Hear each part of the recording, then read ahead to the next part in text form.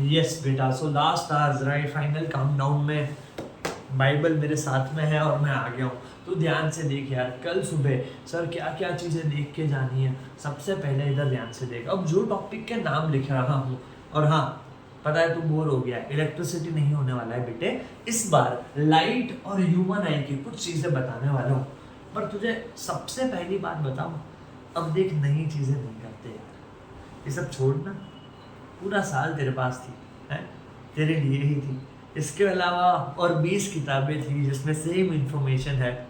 अब बेटा मैं तेरे को सिंपल चीज़ बताता हूँ, देख यार क्या करना है सर। अब जो तूने पूरे साल किया है उसमें से देयर आर सर्टेन थिंग्स कि जो काफ़ी इंपॉर्टेंट है। देख यहाँ पे सबसे पहले यार देख ले, या तो अभी जाग रहा है तो सोने से पहले कर, या फिर अगर सो गया है और सुबह उठ के देख रहा है तो ये देख ले डेफिनेशंस कुछ कुछ चीज़ों की। सर कैसे, क्या बोल रहे हो? हाँ यार ये बहुत बेसिक चीज़ें हैं पर कल हेल्प करेगी, देख ले। एक है रिफ्रैक्शन ऑफ लाइट, दूसरा स्नेल्स लॉ, क्या है स्नेल्स लॉ, तीसरा ध्यान से देखता जा, ध्यान से देखता जा, तीसरा जो है बेटा angle of deviation, angle of deviation, चौथा, चौथा क्या है सर? चौथा वाला ज्यादा ही थोड़ा इंपॉर्टेंट है। क्यों? ध्यान से देख, चौथा वाला जो है बेटे उसमें अपने को पूछेंगे कि what is this particular thing, when does a ray of light, कब एक रे ऑफ लाइट बिकम्स विजिबल है। कुछ कुछ होशियार बैठे हैं, सब पढ़ के वो अभी आंसर बता देंगे, जिसको नहीं पता मैं बताने वाला हूं। और इसके बाद बेटा लास्ट वन वो ये है जो तुझे पढ़ के जाना है, वो है द लाइन जिसको अपन बोलते हैं होराइजन। चल मेरे टॉप 5 आ गए, लाइट और बेटा जो दूसरा है अपना ह्यूमन आई, उसमें से इतने डेफिनेशंस बेटे देख के जाना। सबसे पहले तुझे बता दूं रिफ्रैक्शन, सर ये तो बहुत बेसिक है, क्या ध्यान रखो बेटे, इसमें वो वर्ड है जिसमें तूने पूरा दिन ध्यान नहीं दिया, पूरा साल ध्यान नहीं दिया, अगर पूछा जाएगा तो फंस जाएगा। ऑब्लिक, समझ आ रही है तुझे? अगर लाइट ऐसे सीधी जाएगी, वो एमसीक्यू में गलती मत करना, आ सकता है, आ सकता है। ध्यान से देख, तूने इससे पहले वो देखा है कि ऐसे ग्लास स्लैब है, ऐसे 90 डिग्री पे लाइट आएगी तो सीधी चली जाएगी, कोई रिफ्रैक्शन नहीं होने वाला है। तो ध्यान से सुन, when a ray of light is incident obliquely, मतलब थोड़ी सी स्लैंट होनी चाहिए ना बेटा, to the interface of a transparent और ट्रांसलूसेंट मीडियम, इट बेंड्स, है ना। तो वो बेंडिंग ऑफ लाइट को अपन बोलते हैं रिफ्रैक्शन। ध्यान देना ऑब्लिक पे और ये वाले क्वेश्चन पे। उसके बाद किसकी बात हो रही है? Snell's law. क्या होता है यार कि देख, अभी साइंस में तो सबसे पहले लाइट पढ़ लिया, पर हो सकता है कि मैथ्स में ट्रिगो थोड़ा लेट पढ़ाया गया, तो तेरा ये टॉपिक इसी की वजह से तुझे रिफ्रैक्टिव इंडेक्स नहीं आता बे। तू बात समझ रहा है? देख आज से ध्यान रख ले, n1/n2 v2/v1। क्या बोल रहे हो सर? देख ध्यान से, पहले स्नेल्स लॉ क्या होता है, तो स्नेल्स लॉ ऐसा बोलता है यार, ध्यान से मेरी बात समझ। अब ये सब मिटा रहा हूँ क्योंकि क्वेश्चन तो बता दिए, राइट। स्नेल्स लॉ क्या कहता है? स्नेल्स लॉ का मतलब है बेटा कि यार अब देख ऐसे ग्लास स्लैब, अब ऐसे लाइट आई, ये नॉर्मल बना ले, राइट, और फिर उसके बाद लाइट का ये रास्ता था और लाइट डेविएट हो गई, तो ये जो इंसिडेंट एंगल बना और ये जो एंगल ऑफ रिफ्रैक्शन बना, तो sine i by sine r बेटा हमेशा कांस्टेंट रहता है। साइन पढ़ लिया ना, साइन थीटा अभी आने वाला है थोड़े दिन बाद, तो उसको अभी छोड़, स्नेल्स लॉ पढ़ के जाना है। जैसे रिफ्लेक्शन में कि भाई इंसिडेंट एंगल रिफ्लेक्टेड एंगल दोनों इक्वल होते हैं, इसमें इक्वल नहीं होते हैं, पर उसमें उसका रेशियो इक्वल होता है। और अपना रिफ्रैक्टिव इंडेक्स बेटा इसी के ऊपर से बना है। अब देख एक सेकंड में समझा दूंगा, कल इस पे एमसीक्यू होने वाला है, ध्यान से देख ले।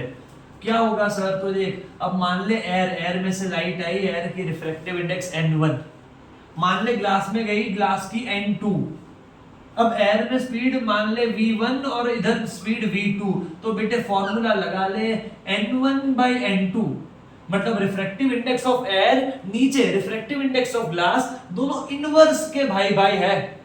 क्या मतलब, इधर n1 है तो इधर v2, इधर n2 है तो इधर v1। इसमें से तेरे को पूछा होगा calculate the speed of light in glass और calculate the refractive index of glass, ऐसा क्वेश्चन आ सकता है।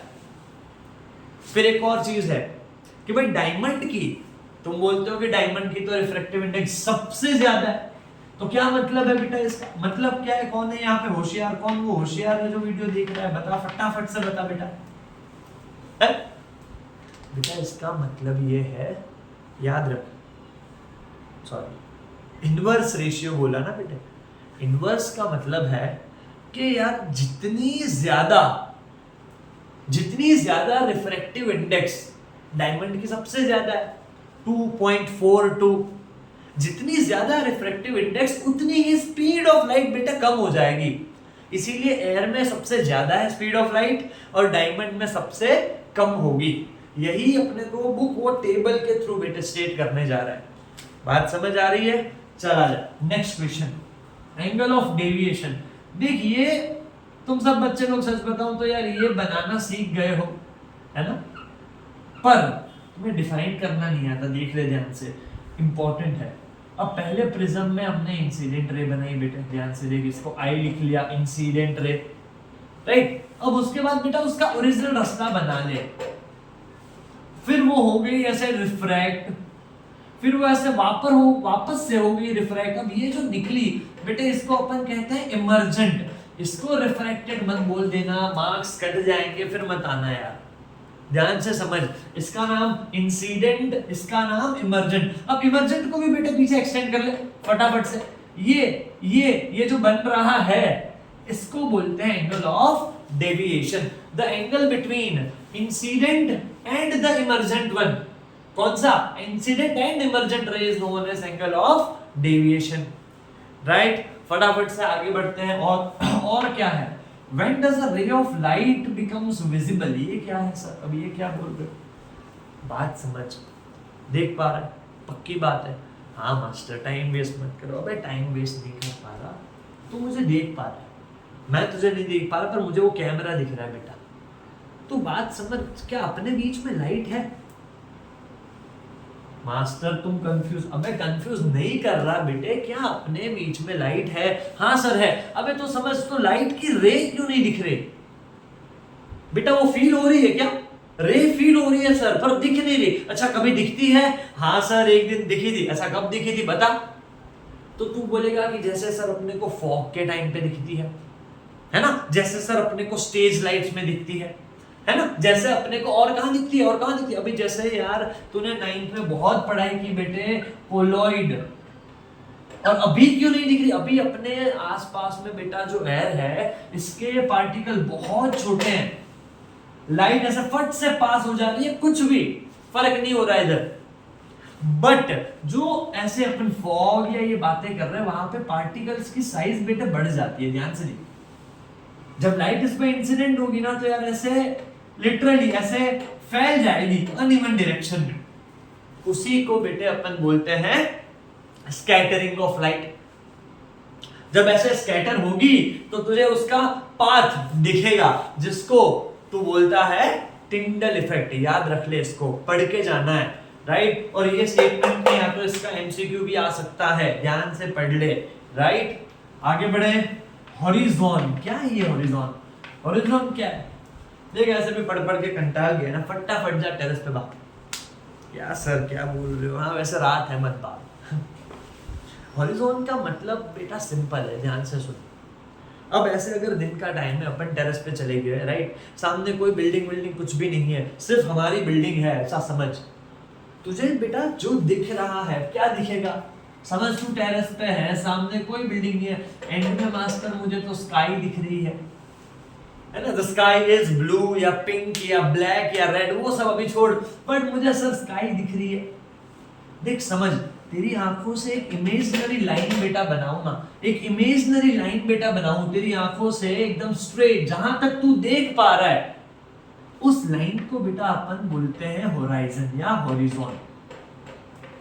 क्या मतलब है इसका? आप सन जब इसके नीचे होगा, समझ, तुझे सुबह सुबह दिखेगा नहीं, इसके नीचे है सन, बट क्योंकि सनलाइट तो अपने एटमॉस्फेयर में आ जाएगी तो तुझे सनलाइट फील होगी, सन नहीं दिखेगा, है ना? क्या मतलब हो रहा है? इसको बेटा अपन बोलते हैं अर्ली सनराइज, 2 मिनट अप्रोक्सीमेटली जल्दी हो जाता है।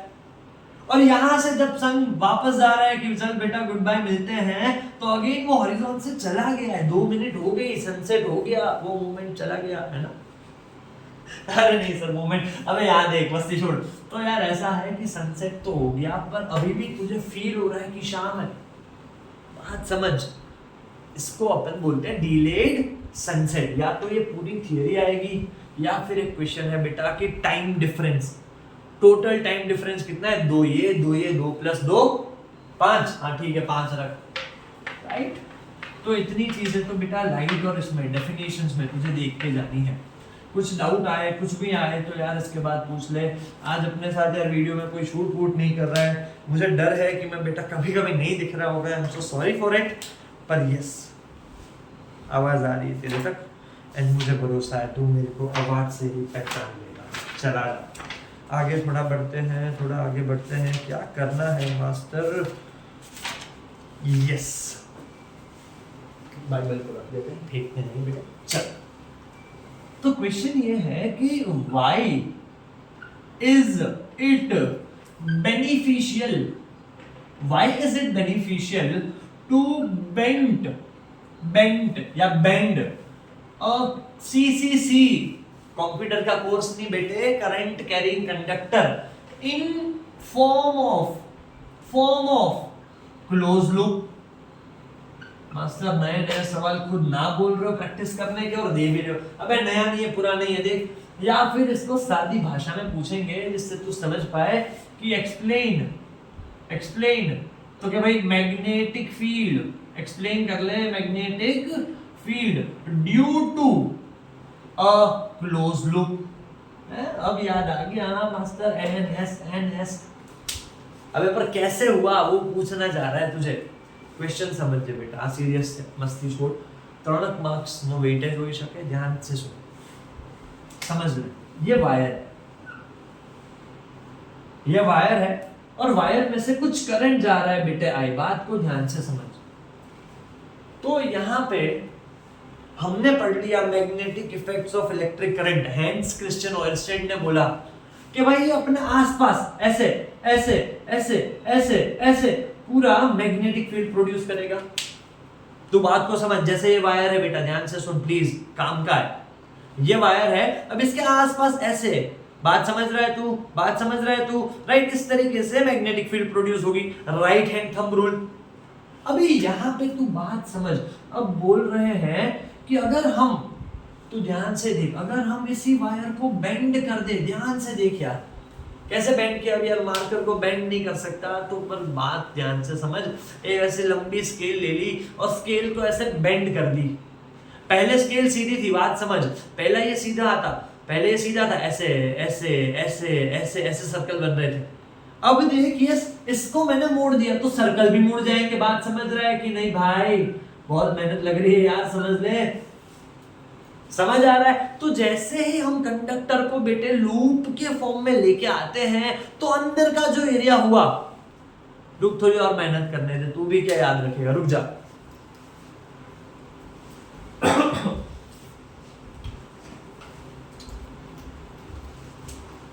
यस बेटे, कंडक्टर को जब अपन ऐसे क्लोज, हाँ, लूप के फॉर्म में कर दिया, तो ये जो बीच का चांद दिख रहा है बेटा, इस बीच वाले एरिया में बहुत स्ट्रॉन्ग मैग्नेटिक फील्ड प्रोड्यूस की जा सकती है। कैसे मास्टर? देख समझाऊं। अब सारी फील्ड लाइन कैसे होगी? ऐसे ऐसे, तेरे को बात समझ आ रही है? सारी एक दूसरे से बहुत नजदीक होगी, ये बात याद रख ले। The relative closeness of field line जितनी ज्यादा एक दूसरे से बेटे नजदीक हो, उतनी ज्यादा मैग्नेटिक फील्ड होती है बेटा। इसका तो गारंटी है, मतलब आंख बंद करके तू समझ ले, इस कंसेप्ट पे क्वेश्चन आने वाला है। तो बोल रहे हैं कि भाई ऐसा बेनिफिशियल क्यों है कि मैं वो वायर को मोड़ दूं। अबे मोड़ दो, जब मोड़ दोगे तभी तो अंदर है स्ट्रॉन्ग मैग्नेटिक फील्ड प्रोड्यूस होगी। और फिर वो लास्ट जो तो तेरे को रटा हुआ है, मेरी जरूरत नहीं है इसमें, ये वाला देख ले फटाफट कि अगर करंट ऐसे जा रहा है बेटे और दूसरा अगर करंट ऐसे जा रहा है बेटे, तो कौन सा पोल बनेगा, है ना। तो ये थोड़ा ध्यान से देख ले, ये आंसर तू खुद लगा, थोड़ा दिमाग लगा, इतना करके जा। एंड यस, कल सुबह 6 AM लाइव आ रहा हूं, तू भी आ जा। और फिर बेटा देख, हम समझ रहा है हम क्या कर सकते हैं। भरोसा रख, 6 बजे कल सुबह सिर्फ तेरी 40 मिनट लूंगा और तू देख ले बेटे। चल प्रिपेयर कर, all the best and do well. अब इसको देख के एंग्शियस मत हो, सो जा, सुबह मिलते हैं और मैं तेरे साथ हूँ।